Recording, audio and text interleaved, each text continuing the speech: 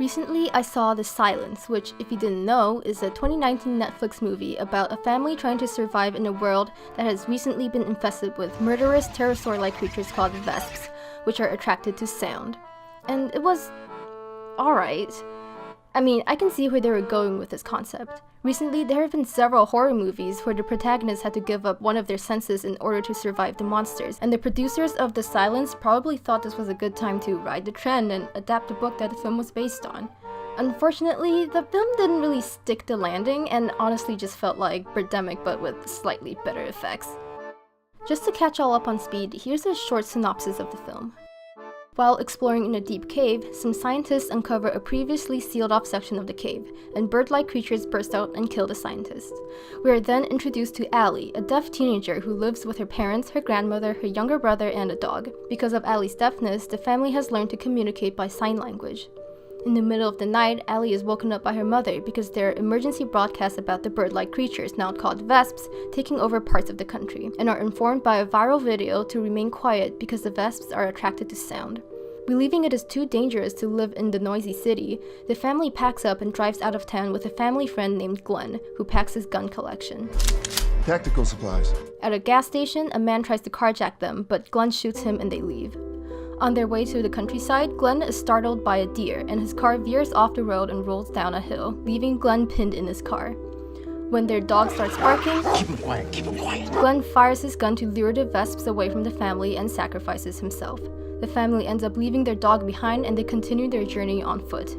They come across a fenced-off house in the forest, and when the owner tries to fend them off, she's killed by the vesps.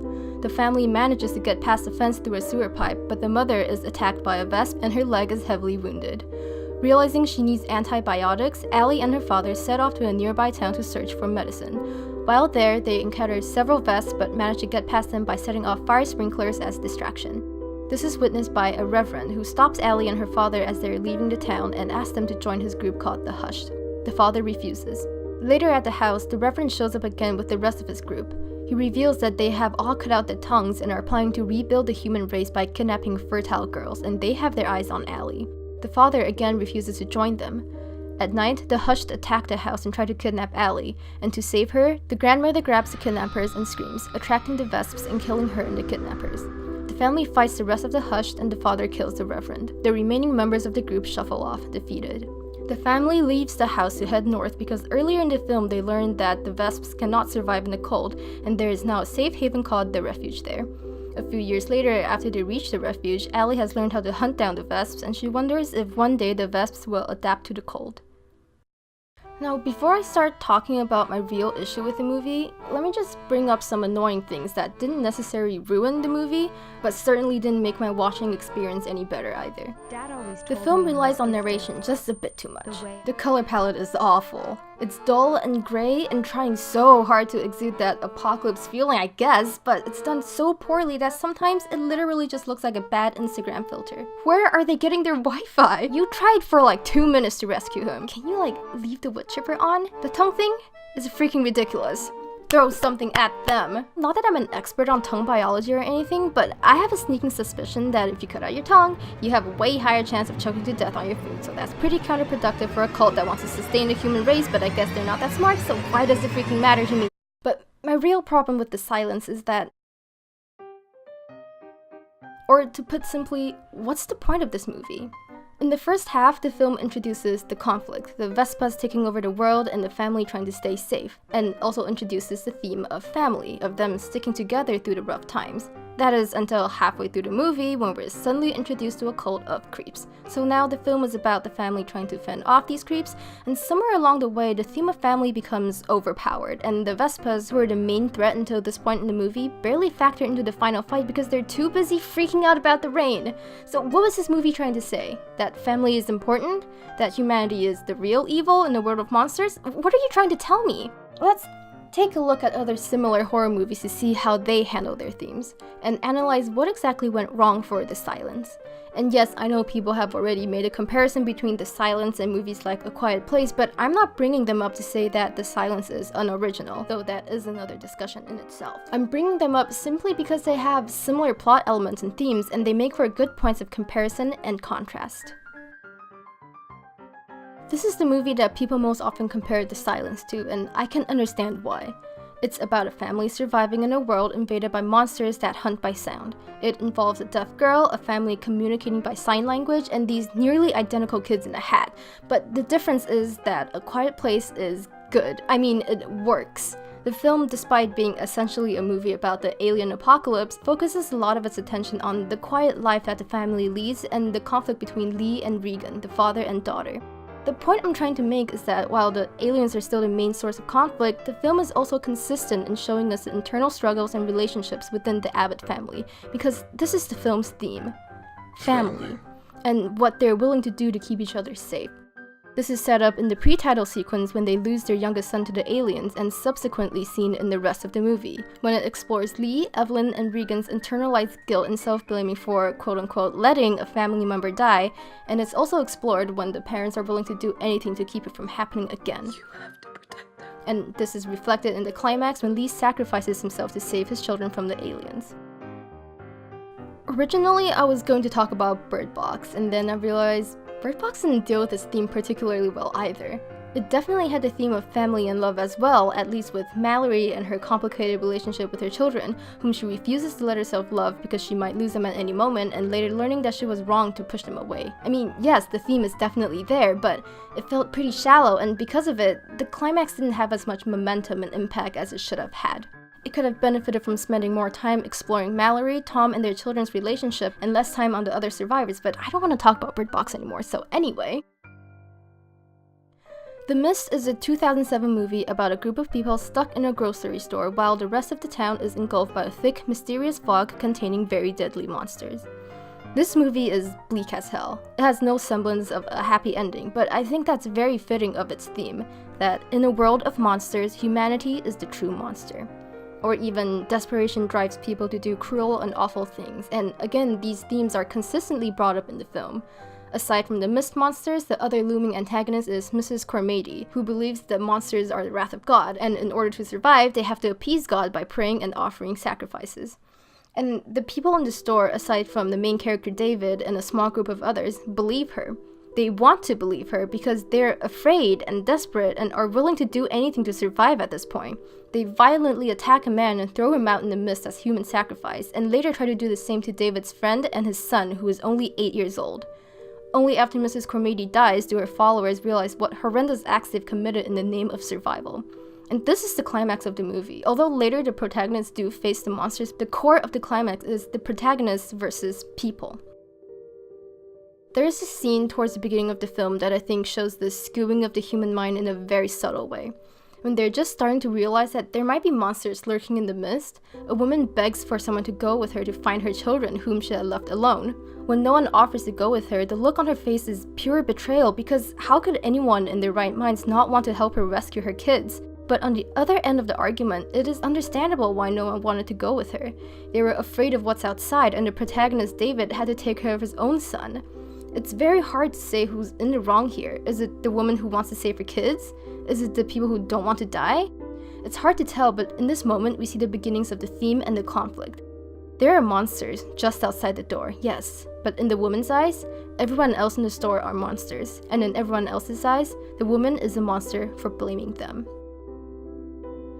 Okay, this isn't a movie, it's a video game, but it's horror and it deals with both themes I've brought up so far. Familial love and humanity being the real monster. The game, set 20 years after the zombie apocalypse began, is about Joel, a smuggler who is tasked with bringing a 14-year-old girl named Ellie to a hospital lab across the zombie-infested country because she is immune to the zombie virus, and they want to use her immunity to create a vaccine. And the story is very much focal on the relationship between Joel and Ellie. When the apocalypse was first starting, Joel had lost his daughter, and now, after traveling across the country with Ellie and forming a bond with her despite their initial animosity, he feels like he's been given another chance to have a daughter. The strong father-child bond is the heart of the climax. When Joel is told that Ellie will die in the process of creating a vaccine from her, he fights his way through the hospital, killing anyone who gets in his way. He rescues Ellie and leaves humanity to potentially die without a vaccine because he's unwilling to lose his daughter again. And this ties into that other theme, that humanity is the true monster. In the grand scheme of the story, the monsters are the zombies. Much of the video gaming aspect is fighting and killing these zombies, but along the way, Joel and Ellie meet an equal share of people who are just as monstrous. From people who try to rob them, to people who try to kill them, to cannibals and rapists. The danger of the zombies is present throughout the game, but so is the danger of people.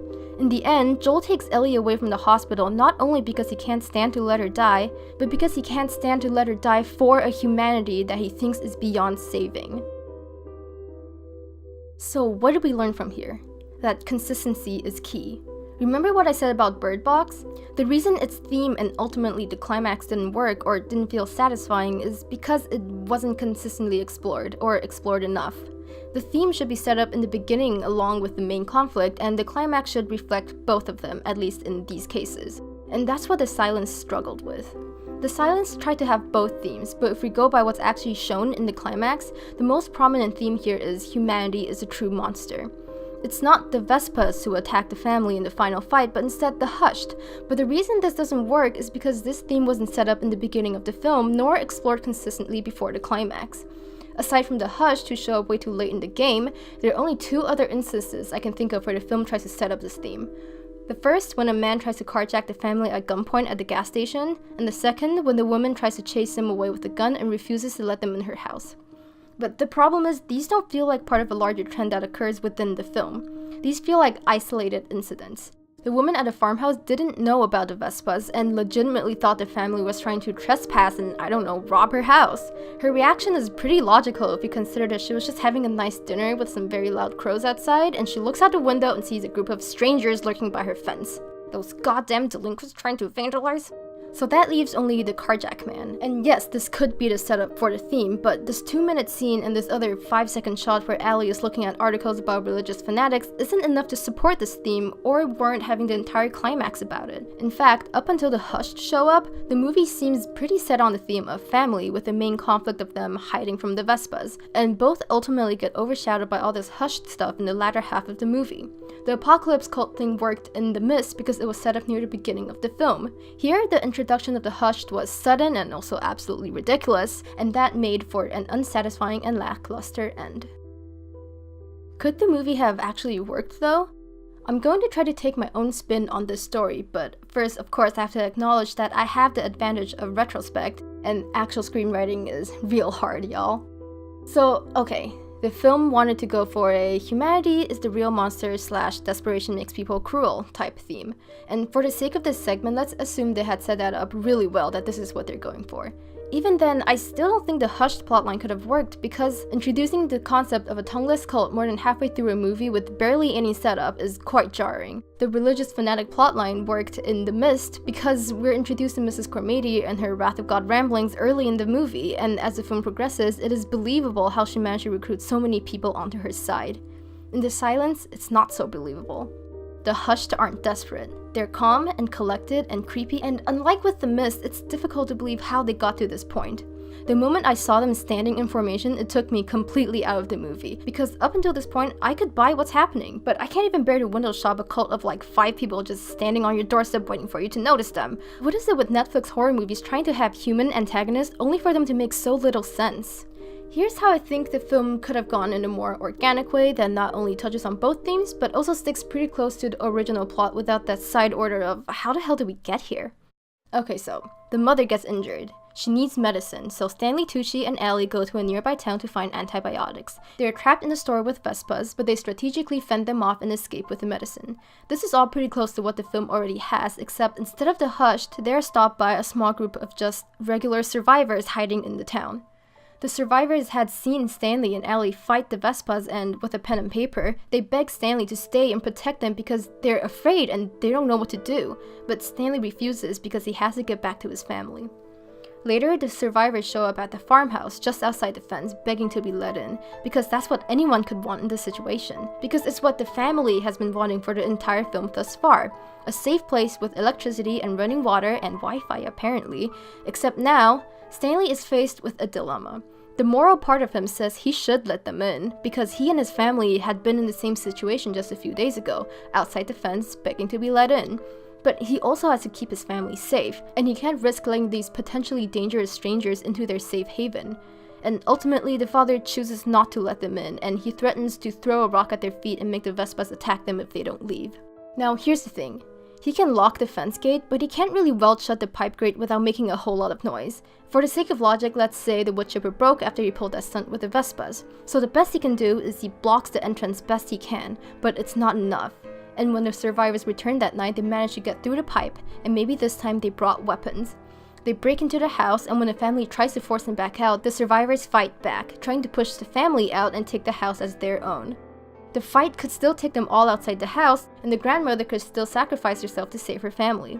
Seeing another family member sacrifice themselves, Stanley, in a fit of anger, murders one of the survivors. He whirls around to face the rest of them, expression furious, face dotted with blood, and the survivors are frozen. Slowly, they back away and leave, afraid. The father had turned to extreme violence in order to protect his family from the survivors, who he had perceived as malicious. But in the eyes of the survivors, he is the monster. And at this point, it wouldn't even matter that the Vespas were pretty out of it for the entire climax because the film isn't about them. The Last of Us didn't end with Joel and Ellie fighting a bunch of clickers. The Mist didn't end with David taking down the Mist monsters. In the same way, the Vespas not being a main component of the final fight could have worked, because the silence isn't about the monsters, and it didn't have to be. It's about the family and what they're willing to do to keep each other safe in the apocalypse. It's about how desperation can make you break into a house and threaten violence on an innocent family or make you murder someone, and how that desperation can make you seem more evil than the monsters. Of course, this alternate plot would have worked better if the themes and conflicts had been set up properly, but even as is, I think it fits more organically into the story and would do away with the jarring shift in plot and the unsatisfying climax that the original movie had. The Silence is not a good movie, and while the film has many little flaws, I think its biggest fault is the lack of a coherent and consistent theme.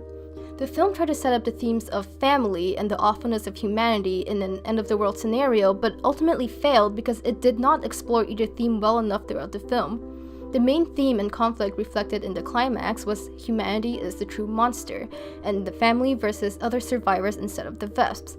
But both concepts were introduced too late in the film to make much of an impact, and were also introduced too subtly and without proper lead-up, which made for a jarring shift in plot and an unsatisfying climax that felt devoid of heart and soul.